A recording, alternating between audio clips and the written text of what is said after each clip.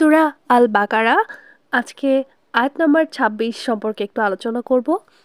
এই আয়াতে বলা রয়েছে ইন্নাল্লাহা লা ইয়াসতারি আন ইয়াদরিবা মাসালান মা বাউদাতান ফামা ফাওকাহা ফা আম্মাল্লাযীনা আমানু ফায়াল আমুনা আনাহুল হাক্কু মির রাব্বিহিম ওয়া আম্মাল্লাযীনা কাফারু ফায়াকুলুনা মাজা আরাদাল্লাহু বিহাযা মিসালা ইউদিল্লু বিহি কাসীরান ওয়া ইয়াদবিহি কাসীরা ওয়া মা ইউদিল্লু বিহি ইল্লা ফাসিকিন।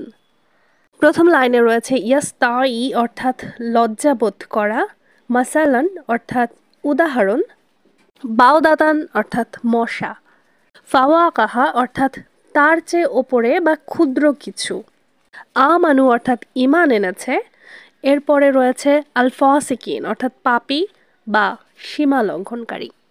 তাহলে ওভারঅল এই আয়াতটার মানে দাঁড়াচ্ছে নিশ্চয়ই আল্লাহ লজ্জা বোধ করেন না যে তিনি মশা বা তার চেয়ে ক্ষুদ্র উদাহরণ প্রদান করেন।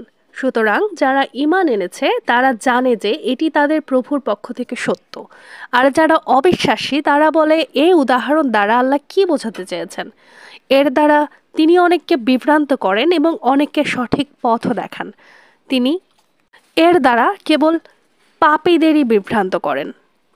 এই আয়াতটার ব্যাখ্যা করলে এরকমটা দাঁড়ায় যে আল্লাহ কোনো উদাহরণ প্রদান করতে লজ্জাবোধ করেন না, তা যত ক্ষুদ্র বা তুচ্ছই হোক না কেন। এটি প্রমাণ করে যে আল্লাহর প্রত্যেক উদাহরণে গভীর অর্থ রয়েছে। মুমিনরা বুঝতে পারে যে এমন উদাহরণগুলোতে আল্লাহর পক্ষ থেকে জ্ঞান ও সত্য লুকায়িত আছে। কাফিররা এই উদাহরণগুলো নিয়ে সংশয় প্রকাশ করে এবং আল্লাহর নির্দেশনা থেকে বিচ্যুত হয়।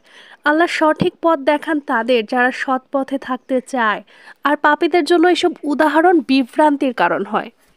এরকম আরও একটা আয়াত রয়েছে যেটা সূরা আনকাবুতের আয়াত ৪১ নম্বর আয়াত। এখানে বলা আছে মাসালুল লাযীনা আত্তাখাযু মিন দুনিল্লাহি ওয়াল ইয়াকামাসালিল আনকাবুত ইত্তাখাযাত বাইতা ওয়া ইন্না আওহানুল বায়ুতি লাবাইতুল আনকাবুত লাউ কানু ইয়ালামুন। অর্থাৎ যারা আল্লাহ ছাড়া অন্য অভিভাবক গ্রহণ করে তাদের দৃষ্টান্ত মাকড়সার মতো যে ঘর তৈরি করে, আর নিশ্চয়ই মাকড়সার ঘরই সবচেয়ে দুর্বল যদি তারা জানতো। এই সম্পর্কিত একটা হাদিসও রয়েছে সহিহ বুখারী শরীফ থেকে, একটা হাদিস রিলেটেড এই আয়াতটার সাথে, হাদিস নাম্বার ২৪৪৯।